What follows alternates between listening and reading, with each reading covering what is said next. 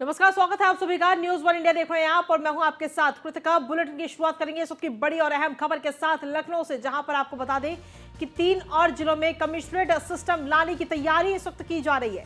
DGP कार्यालय ने गृह विभाग को ये पूरा प्रस्ताव भेजा है और इसके जरिए सीधे तौर पर 3 और जिलों में कमिश्नरेट सिस्टम को लाने की तैयारी कहीं ना कहीं इस प्रस्ताव के जरिए की गई है।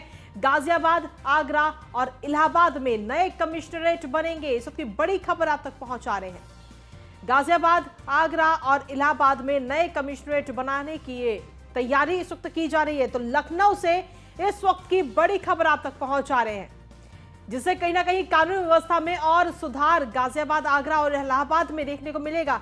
हाल ही में अगर नजर डालें पिछले कुछ दिनों पर, तो आगरा, गाजियाबाद और इलाहाबाद में कई सारे ऐसे अपराध देखने को मिले जो लगातार हो रहे थे। इलाहाबाद की अगर हम बात करें तो कई हत्याएं वहां पर हुई, जिसके बाद में अब एक नई खबर आप तक पहुंचा रहे हैं कि नई कमिश्नरेट लाने की तैयारी वहां पर की जा रही है।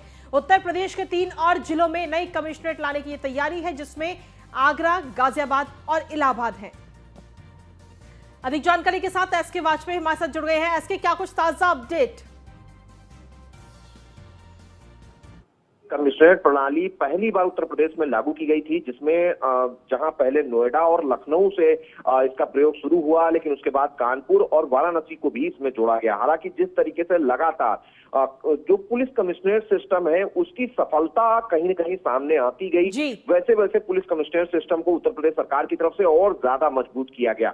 इस मजबूती का ही असर है कि पिछली इसी कैबिनेट की बैठक में हमने देखा है कि जो ग्रामीण थाने थे, मतलब जो कमिश्नरेट के अंडर में नहीं आते थे, उनको भी कमिश्नरेट के अंडर में लाया गया। वजह साफ थी कि जहां जहां पुलिस कमिश्नरेट सिस्टम काम कर रहा था, वहां पर जो अपराध की जो इंटेंसिटी थी वो कम होती हुई दिखाई दी। सीधे तौर पर हम कहें कि कानून व्यवस्था मजबूत होती हुई उन जिलों में दिखाई दी, जिसको लेकर अब उत्तर प्रदेश पुलिस की तरफ से एक प्रस्ताव तैयार किया गया है, जिसमें उत्तर प्रदेश के 3 बड़े जिले शामिल हैं, 3 बड़े महानगर हैं, जिसमें आगरा का नाम है, गाजियाबाद का नाम है, उसके अलावा प्रयागराज का नाम है। इन जिलों में पुलिस कमिश्नरेट सिस्टम लागू करने के लिए प्रस्ताव यूपी गृह विभाग को भेजा गया है।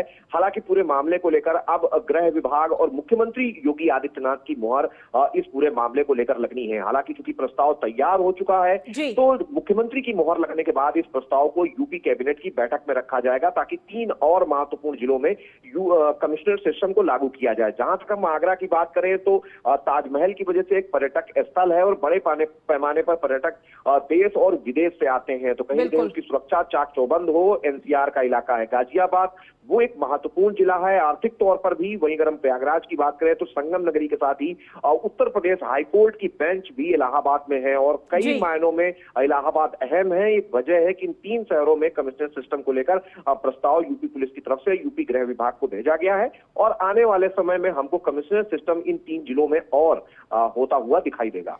इसके अगर पिछले कुछ दिनों पे अगर नजर डालें तो वहां पर सिर्फ आगरा नहीं बल्कि इलाहाबाद और गाजियाबाद में भी लगातार अपराध की जो संख्या है वो लगातार बढ़ रही थी। क्या यही वजह है कि नई कमिश्नरेट लाने की तैयारी की गई है?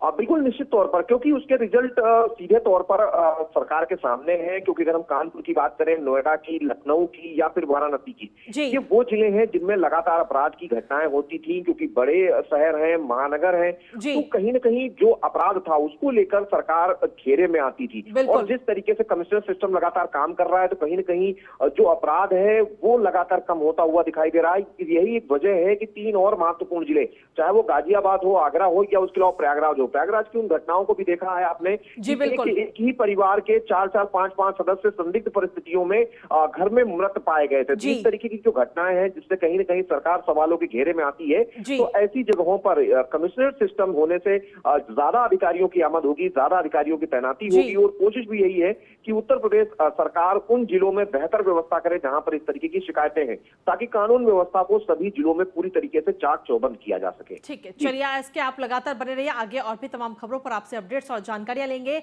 इसी के साथ अगली खबर की ओर रुख कर लेते हैं लखनऊ से ही, जहां पर डेंगू को लेकर एक्शन में इस वक्त डिप्टी सीएम ब्रजेश पाठक नजर आ रहे हैं। डेंगू और संचारी रोग रोकथाम को लेकर अधिकारियों के साथ में अहम बैठक की जा रही है।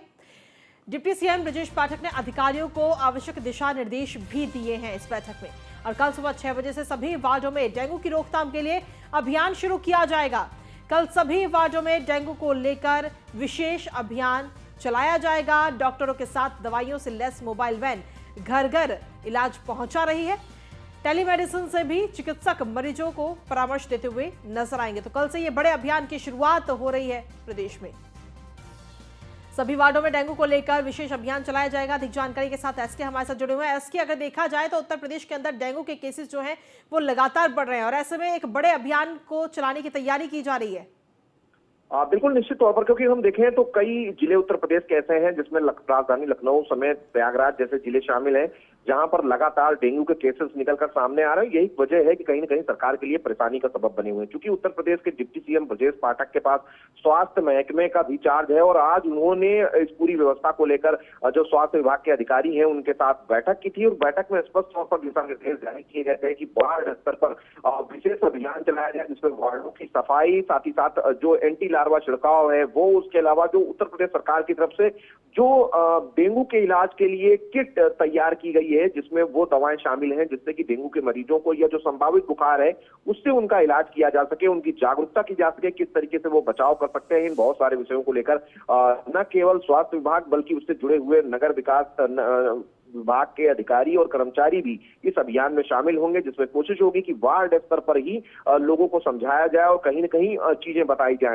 हालांकि मरीजों की संख्या बड़ी तेजी के साथ बढ़ी है, जिसको देखते हुए टेली मेडिसिन के जरिए मतलब कुछ नंबर अस्पतालों के जारी किए जाएं, जहां पर अगर कोई भी मरीज घर से कोई कंसल्टेशन लेना चाहता है तो उसको फोन पर भी इलाज उपलब्ध कराया जाए, उसको दवाइयां और बाकी जानकारी दी जाए ताकि घर पर भी वो अपना इलाज करा सके। और सभी वार्डों में सुबह 6 बजे से लेकर शाम 7 बजे तक ये अभियान चलाया जाएगा, जिसको लेकर डिप्टी सीएम ब्रजेश पाठक ने सभी स्वास्थ्य और साथ ही साथ नगर निकाय विभाग के अधिकारियों को निर्देशित किया है। चलिए, शुक्रिया इसके तमाम जानकारी और अपडेट्स देने के लिए।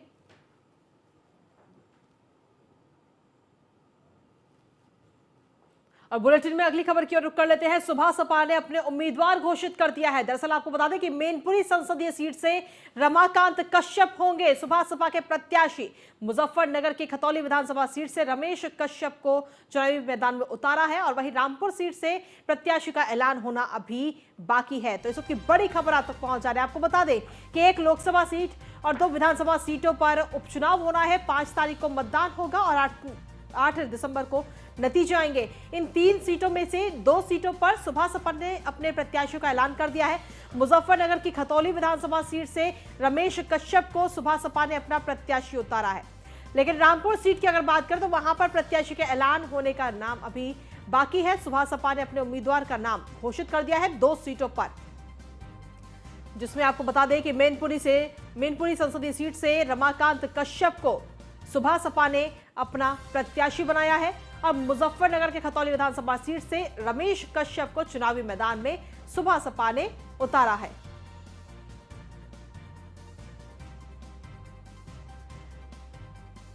तो बड़ी खबर आप तक पहुंचा रहे हैं। सुभा सपा ने अपने उम्मीदवार का नाम घोषित कर दिया है।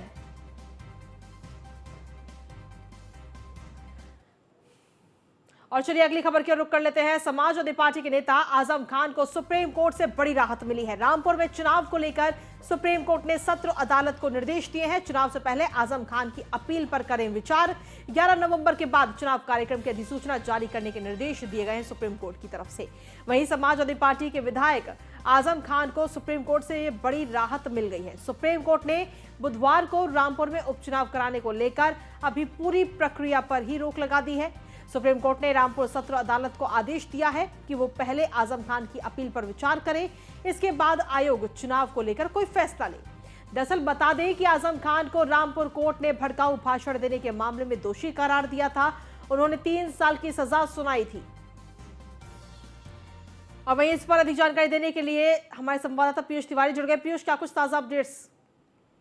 देखिए, अगर समाजवादी पार्टी से विधायक आजम खान को सुप्रीम कोर्ट से एक बड़ी राहत मिली है। चूंकि लंबी आज जो चर्चा है वो सुप्रीम कोर्ट में चली है। सुप्रीम कोर्ट में रामपुर में उपचुनाव कराने को लेकर फिलहाल सुप्रीम कोर्ट ने पूरी तरीके से पूरी प्रक्रिया पर रोक लगा दी है। सुप्रीम कोर्ट ने रामपुर सत्र अदालत जो है उसको आदेश दिया है कि वो पहले आजम खान की अपील पर विचार करे, इसके बाद चुनाव आयोग को नतीजे के आधार पर 11 नवंबर या उसके बाद रामपुर की विधानसभा सीट चुनाव कार्यक्रम की घोषणा के लिए एक गजट अधिसूचना जो है वो जारी करने का निर्देश दिया है। तो निश्चित तौर पे आजम खान के लिए एक बड़ी राहत की खबर जरूर है, क्योंकि आजम खान को जिस तरीके से रामपुर कोर्ट ने भड़काऊ भाषण देने मामले में दोषी करार दिया था, उन्हें 3 साल की सजा सुनाई गई थी।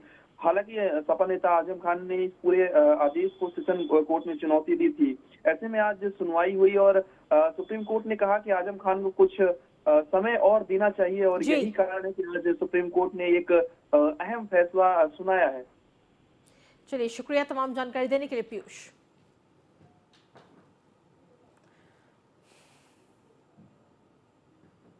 और अगली बड़ी खबर अयोध्या से, जहां पर धारा 144 की जो अवधि है उसे इस वक्त बढ़ा दिया गया है। 2 जनवरी 2023 तक धारा 144 अयोध्या में लागू रहेगी। जिला मजिस्ट्रेट नीतीश कुमार ने यह अधिसूचना जारी की है।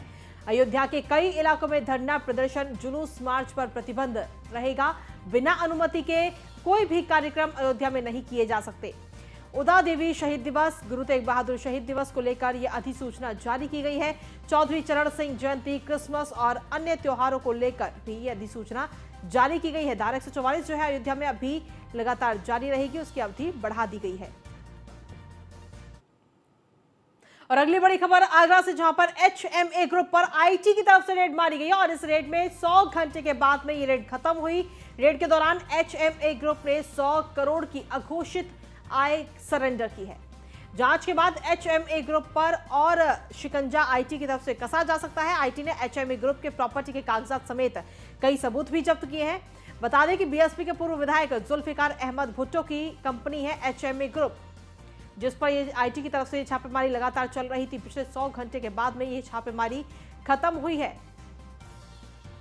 लेकिन अब इस 100 घंटे के बाद जब ये छापेमारी, ये रेड खत्म हुई है, तो इसके बाद में अब शिकंजा और ज्यादा कसा जा सकता है HMA ग्रुप पर।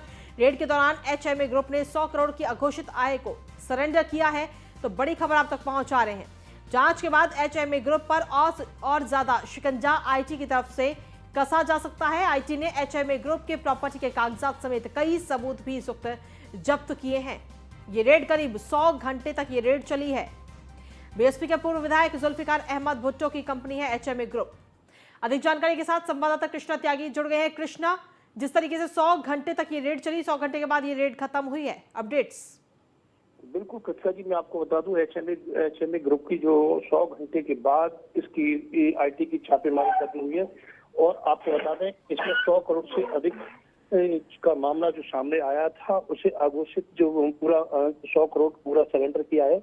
उसके अलावा जो IT को कई ऐसे दस्तावेज हाथ लगे हैं, उस पर भी जांच की जा रही है। और बताया जा रहा है कि इनमें करोड़ों रुपए की नकदी और जेवरात और कई ऐसे कागज, अहम दस्तावेज हाथ लगे हैं, उनको लेकर भी IT की जांच कर रही है। और इस पूरे मामले को लेकर ये बताया जा रहा है कि इस HMA ग्रुप की भी जो मालिक है जुल्फिकार अहमद भुट्टो, इनकी मुश्किलें बढ़ सकती हैं। इसके अलावा जो IT की जो रेड पड़ी, इसमें एक मामला और सामने आया, जिसमें इनके भाई कामिल, इनके संपर्क पाकिस्तान से भी संपर्क सामने आया, जिसके लेकर IT के अलावा जो खुफिया एजेंसी है वो भी अलर्ट हुई। तो निश्चित तौर से कह सकते हैं कि HMA ग्रुप की अभी जो IT की जो रेड पड़ी है वो तो बिल्कुल खत्म हुई है। इसके अलावा और भी इसकी मुश्किलें आगे सामने आ सकती है, निश्चित तौर से कह सकती है।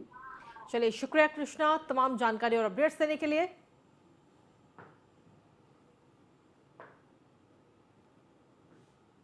और इसी के साथ बुलेटिन में आगे बढ़ते हैं। उत्तर प्रदेश में 2 विधानसभा और 1 लोकसभा सीट पर उपचुनाव होने वाले हैं। और न्यूज़ 1 इंडिया से बातचीत करते हुए बीजेपी सांसद सुब्रत पाठक ने कहा कि अपर्णा यादव भी भारतीय जनता पार्टी की कार्यकर्ता है। पार्टी सबके नाम पर विचार करती है। वहां की परिस्थितियों को लेकर पार्टी फैसला करेगी। और क्या कुछ कहा इस दौरान उन्होंने, वो आपको सुनवाते हैं। उत्तर प्रदेश की 1 लोकसभा सीट और कुछ विधानसभा सीटों पर उपचुनाव होने वाले हैं। हमारे साथ बातचीत करने के लिए बीजेपी से सांसद सुब्रत पाठक जी हैं। सर, किस तरीके से भारतीय जनता पार्टी की तैयारी है, खासतौर पर अगर हम बात करें मैनपुरी की सीट की? तो देखो, तैयारी का भारतीय जनता पार्टी कोई चुनाव के टाइम पर तैयारी करने वाला राजनीतिक दल नहीं है, बल्कि लगातार अपनी विचारधारा को लेकर अपने काम करने वाला एक संगठन है। और जो कि कोई भी चुनाव हो, और चुनाव तो आते जाते रहते हैं, लेकिन भारतीय जनता पार्टी का काम निरंतर जारी रहता है। सर, बात करें तो प्रत्याशी कौन होगा, इसको लेकर काफी चर्चाएं हो रही हैं। कयास कई नामों को लेकर लगाया जा रहा है। अपर्णा यादव का भी एक नाम इसमें सामने सामने आ रहा है। देखो, पार्टी के प्रत्याशी कौन होता है इससे बहुत फर्क पार्टी में नहीं पड़ता है। पार्टी तो पार्टी का कार्यकर्ता ही कोई पार्टी जिसको टिकट देती है, जो वहाँ की परिस्थितियों के अनुकूल होता है, ऐसे किसी व्यक्ति को पार्टी टिकट देती है। जिसे भी पार्टी टिकट देती है उसको सारे लोग मिलकर चुनाव लड़ाते हैं और जिताते हैं। तो अपर्णा यादव की बात रही तो अपर्णा यादव भी भारतीय जनता पार्टी के कार्यकर्ता हैं। उनको भी चुनाव लड़ने का या उनको टिकट मांगने का या उनके ऊपर भी विचार हो ही सकता है, अधिकार है। सर, रामपुर की बात करें तो माना जाता है कि रामपुर में आजम खान का काफी कुछ वर्चस्व रहा है, या यूं कहें कि इस तरीके से पारंपरिक सीट भी मानी जाती है, कही जाती है। आप लोग सेन लगा पाएंगे अब की बार? देखो, आजम खान का गढ़ रामपुर और आजमगढ़ दोनों जो है भारतीय जनता पार्टी जीत चुकी है। तो क्या असर है, जो एक समय उत्तर प्रदेश में था कि समाजवादी पार्टी ने आतंक और भ्रष्टाचार से इस प्रकार का एक तंत्र खड़ा किया था। सर, हाल ही में G20 का लोगो लॉन्च हुआ है जिसमें कमल के फूल का निशान भी है। कांग्रेस पार्टी के कई नेताओं को इस पर आपत्ति है। कहा जा रहा है कि भारतीय जनता पार्टी अपने निशान को थोपने का प्रयास कर रही है। देखो, ये कांग्रेस का पूरे दिमागी खोखलापन है। जिस प्रकार से अगर कमल का फूल की बात केवल इसलिए कि वो भारतीय जनता पार्टी का चुनाव निशान है, तो इसके साथ साथ वो भारत का एक पवित्र पुष्प है जिस पे हम लोगों की मान्यता है कि माँ लक्ष्मी का इस पर बैठती हैं। और उसके अतिरिक्त भी हम लोगों का राष्ट्रीय पुष्प है। इतने पवित्र के फूल के ऊपर सवाल उठा देना, जबकि कांग्रेस का अपना चुनाव निशान तो हाथ है, तो क्या हाथ को कटा दिया जाएगा? अखिलेश यादव ने एक ट्वीट किया है, इसमें कहा है कि बीजेपी विकास नहीं कर सकती है तो कम से कम जो सपा सरकार में रोड एक्सप्रेसवे बनाए गए उसका रख रखाव तो कर लें। लखनऊ आगरा एक्सप्रेसवे का उन्होंने ट्वीट किया। देखो, समाजवादी पार्टी अगर अपने आप को वो बताती है तो इसके रखरखाव के लिए उन्होंने कोई नियम क्यों नहीं बनाया था? और नियम बना है तो फिर उस पर काम क्यों नहीं इनके लोग कर रहे? कैसे व्यक्ति को ठेका क्यों दिया था? ये समाजवादी पार्टी भ्रष्टाचार के किस कदर डूबी रही है, उत्तर प्रदेश की जनता जानती है। धन्यवाद सर। तो ये थे हमारे साथ बीजेपी से सांसद सुब्रत पाठक जी, जिनका साफ तौर पे कहना है कि समाजवादी पार्टी किस तरीके से भ्रष्टाचार में डूबी रही है। जब तत्कालीन उनकी सरकार थी तो ये जनता जानती है। विजिलेंस हिमांशु के साथ पीयूष तिवारी, नई दिल्ली। वहीं सरोजनी नगर के विधायक राजेश्वर सिंह ने महिला सशक्तिकरण समेत प्रदेश के कई मुद्दों को लेकर न्यूज़ 1 इंडिया से खास बातचीत की है। क्या कुछ कहा है उन्होंने, वो आपको सुनवाते हैं। साथ हैं सरोजनी नगर के लोकप्रिय विधायक राजेश्वर सिंह जी, जो लगातार कहीं न कहीं 24 घंटे एक्टिव रहते हैं क्षेत्र के विकास के लिए। आज एक बड़ा कार्यक्रम का आयोजन वो कर रहे हैं जिसमें जो स्वयं सहायता समूह की महिलाएं हैं उनको कैसे प्रशिक्षित किया जाए, कैसे उनको रोजगार से जोड़ा जाए। विधायक जी, किस तरीके से इस पूरे आयोजन को आप देख रहे हैं? देखिए, इफ्को विश्व की सबसे बड़ी कोऑपरेटिव सोसाइटी है। 40,000 से ज़्यादा इंडिया की सोसाइटीज़ इससे जुड़ी हैं। 5.5 करोड़ किसान सीधे रूप से लाभान्वित होते हैं। 30,000 करोड़ का खाली इफ्को का टर्नओवर है। आज इफ्को के एमडी हमारे अनुरोध में आए हैं। इफ्को की योजनाओं के बारे में महिलाओं को जागृत किया जा रहा है और कौशल विकास करके महिलाओं को काम दिलाना है। मेरा प्रयास है कि सरोजनी नगर की हर महिला बहन बेटी आर्थिक रूप से आत्मनिर्भर बने। जो वो काम करना चाहती हैं उनको उसका स्किल ट्रेनिंग प्रशिक्षण दिया जाए और उनको कार्य दिया जाए। उस दिशा में मैं सिलाई मशीनें भी बांट रहा हूँ, सिलाई के सेंटर स्थापित कर रहा हूँ, बेटियों के डिग्री कॉलेजेस में डिजिटल लाइब्रेरी दे रहा हूँ ताकि पढ़ाई में उनको ऑनलाइन सारा स्टडी मटेरियल अवेलेबल रहे। बेटियां बहनों ने मुझसे कहा था चुनाव के टाइम में कि आप हमको काम दिलाइएगा, तो उसी के दिशा में ये बहुत बड़ा प्रयास है। इफ्को अपने आप में सबसे बड़ी संस्था है और पूर्ण सहयोग से सरोजनी नगर में हर महिला और बेटी को काम दिलाएगी। सर, टेक्सटाइल के लिए भी लगातार आप प्रयास कर रहे हैं कि क्षेत्र में आए। पहले भी आप जो इंडस्ट्रियल एरिया है उसके विकास के लिए काम कर रहे थे। किस तरीके से ये यहाँ के लोगों के लिए फायदेमंद है? टेक्सटाइल बहुत इम्पोर्टेंट है। एक थिपूर करके एक शहर है जो 1985 में जहाँ से मात्र 15 करोड़ का एक्सपोर्ट होता था, आज थिपूर से 30,000 करोड़ का एक्सपोर्ट हो रहा है और टेक्सटाइल हब बन गया। टेक्सटाइल महिलाओं की एक नेचुरल टैलेंट होता है। मैं अभी दिल्ली गया था, मैंने दिल्ली में आदरणीय पीयूष गोयल जी से भी बात करी। उन्होंने भी मुझे आश्वस्त किया कि सरोजनी नगर में एक टेक्सटाइल हब खोला जा सकता है। उसकी संभावनाओं को हम तलाश कर रहे हैं। आप लगातार अपने स्तर पर बहुत सारा प्रयास करते हैं। अभी आपने डेंगू के लिए भी उपकरण बांटे थे। लगातार आप लोगों के बीच जा रहे हैं, चाहे वो जो बहनों की शादियां हो रही हैं उसमें भी मदद कर रहे हैं। कैसे आप इतना कर पा रहे हैं? नहीं, देखिए, सबका वोट मेरे ऊपर ऋण है। इस ऋण को 5 वर्ष तक मुझे उतारना है। डेंगू एक बहुत बड़ी समस्या थी। जागरूकता फैलाना और डर खत्म करना बहुत आवश्यक था। जनता को डर था कि हमारे पास संसाधन नहीं, इसीलिए मैंने 50 मशीनें फॉगिंग की, स्प्रेइंग की तुरंत बांटी, हर वार्ड को दी और वार्ड के कॉरपोरेटर से रिक्वेस्ट किया जो लगातार छिड़काव करा रहे हैं, जिससे अब काफ़ी फर्क पड़ा है। तो हम तो जनता के साथ हैं और हर समय एक जनप्रतिनिधि का कार्य यही है जनता की जो समस्याएं उन्हें दूर करें। धन्यवाद सर। ये हैं लखनऊ के सरोजनी नगर से विधायक राजेश्वर सिंह जी, जो बता रहे हैं कि वो जनता के ऋणी हैं। जनता ने उनको जो जिताया है ये ऋण है और 5 साल तक उनको उतारना है, इसलिए वो जनता के लिए काम कर रहे हैं। जो हर संभव काम उनके द्वारा किया जा सकता है उसके लिए लगातार वो प्रयासरत हैं। लेकिन एक बात निश्चित है कि उत्तर प्रदेश के अगर हम 403 विधायकों की बात करें तो राजेश्वर सिंह उनमें सबसे ज्यादा एक्टिव और लोगों के लिए 24 घंटे खड़े दिखाई दे रहे हैं। कैमरामैन सैफ के साथ में इसके Vajpayee, news on India, Lucknow. और चलिए अगली खबर की रुख कर लेते हैं गाजीपुर से, जहां पर पुलिस की बदमाशों के साथ मुठभेड़ हुई और इस मुठभेड़ में 25,000 का इनामी बदमाश। मुठभेड़ के दौरान अभिषेक उर्फ बंटी के पैर में गोली लगी है। बदमाश अभिषेक का साथी इस दौरान गिरफ्तार किया गया है। सोहवल थाना क्षेत्र के नवली गांव के पास ये मुठभेड़ हुई है। मुठभेड़ के दौरान अभिषेक उर्फ बंटी के पैर में गोली लगी और इस दौरान बदमाश को गिरफ्तार भी किया गया। बदमाश अभिषेक का साथी भी गिरफ्तार किया गया है। तो गाजीपुर से ये बड़ी खबर आप तक पहुंचा रहे हैं। सोहवल थाना क्षेत्र के नवली गांव के पास ये मुठभेड़ हुई है। पे एक सीएचसी संचालक से लूट की वारदात हुई थी। उसमें कुछ ही दिन न पहले 2 व्यक्ति उसमें गिरफ्तार हुए थे, कुछ रिकवरी उसमें न हुई थी। उसी संदर्भ में एक मुलजिम जिसका नाम अभिषेक उर्फ बंटी है, उसकी आज इस एरिया में आने की सूचना पुलिस को प्राप्त हुई थी। उसके लिए घेराबंदी, नाकाबंदी जो है वो की गई थी। एक बाइक पे 2 लड़के सवार एसओजी टीम और जो स्थानीय थाना की टीम है, उन्होंने उसको रोकने की कोशिश न करने पे उन्होंने पुलिस के ऊपर फायरिंग शुरू कर दी। जवाबी कार्रवाई में पुलिस के द्वारा उनसे जो है वो मुठभेड़ हुई है। एक व्यक्ति उसमें इंजर्ड है, जिसके उपचार हेतु उसको सीएचसी केंद्र जो है वो भेजा गया है। इस व्यक्ति का नाम अभिषेक उर्फ बंटी है और ये रहने वाला बहरियाबाद थाना क्षेत्र का है। इसके ऊपर कई सारे आपराधिक मामले दर्ज है और 25,000 रुपये का इनामिया भी है। और अगली खबर बुलंदशहर से, जहां पर जमीनी विवाद को लेकर 2 पक्षों में खूनी संघर्ष हो गया और इस दौरान एक पक्ष के लोगों ने फायरिंग भी की, जिसमें 2 लोगों के गोली भी लग गई। जानकारी मिलते ही पुलिस ने आलाधिकारी मौके पर पहुंचे और घायलों को सरकारी हॉस्पिटल में भर्ती कराया गया। डॉक्टरों ने हालत को देखते हुए हायर सेंटर रेफर कर दिया है। बुलंदशहर के कोतवाली नगर गांव बहलीमपुर का पूरा मामला बताया जा रहा है।